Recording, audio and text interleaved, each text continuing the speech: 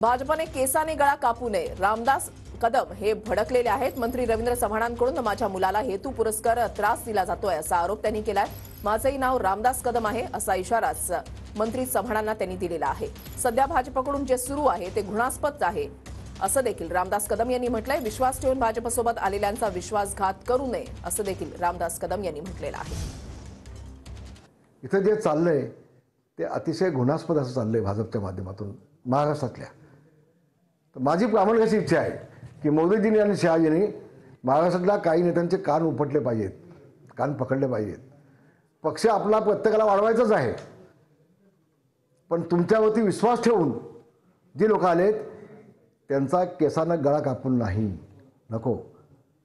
भविष्यामध्ये संबंध वेगळा मेसेज आपण या भाजपचा देत आहे याचं भान देखील भाजपच्या काही लोकांना असणं अत्यंत आवश्यक आहे, अत्यंत गरजेचं आहे। 2009 मध्ये युती असताना देखील मला गुहागरमध्ये भाजपानेच पाडलं, हे वास्तव आहे।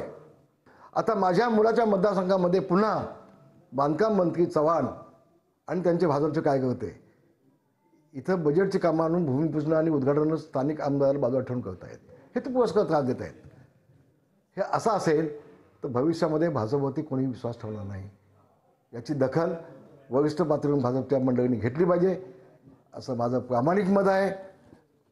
आम्ही मोदींकडे बघून आलो आहे, आम्ही शहाजींकडे बघून आलो आहे। मागच्या निवडणुकीमध्ये काय झालं मला माहीत नाही, पण पुन्हा जर आमचा विश्वासघात झाला तर माझंही नाव रामदास कदम आहे, मी आज सांगतोय।